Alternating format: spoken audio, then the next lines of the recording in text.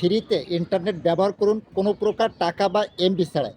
আপনাদের মধ্যে অনেকেই আছেন যে ফ্রি ইন্টারনেট ব্যবহার করবেন কিন্তু কিভাবে করবেন এটা খুঁজে পান না। আজকে আমি আপনাদেরকে দেখিয়ে দেবো কিভাবে সম্পূর্ণ ফ্রিতে টাকা বা ডাটা ছাড়া আপনি ইন্টারনেট ব্যবহার করবেন। ফার্স্ট অফ অল প্লে স্টোরটা ওপেন করবেন, এই অ্যাপসটা ইনস্টল করে নেবেন। ইনস্টল করা হয়ে গেলে ওপেনের উপরে ট্যাপ করবেন, অনেকগুলো অপশন থাকবে। আপনি এখান থেকে এই যে অপশনের উপরে ট্যাপ করবেন, এই ভিপিএন সেটিংসের উপরে ট্যাপ করবেন, টানেল অল অ্যাপস এটাকে সিলেক্ট করে দিবেন। দেওয়ার পরে ব্যাকে আসবে, এখানে পেয়ে যাবেন প্রক্সি সেটিংস, এটার উপরে ট্যাপ করে প্রথমে পেয়ে যাবেন কানেক্টিং থ্রড, এই বক্সটাকে টিক মার্ক করে দিবেন।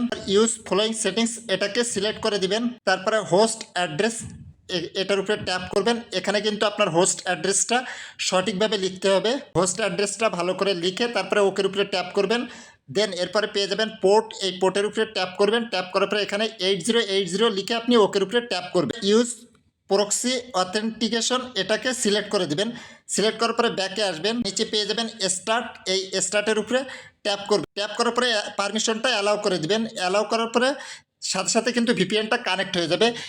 আর এই কাজটা কিন্তু আপনার ফোনে নেট থাকা অবস্থায় করতে হবে। এখন আপনার ফোনের ওয়াইফাইটা বন্ধ করে দিয়ে দেখবেন যে আপনি ফ্রিতে ফেসবুক, ইউটিউব সমস্ত কিছু ব্যবহার করতে পারবেন।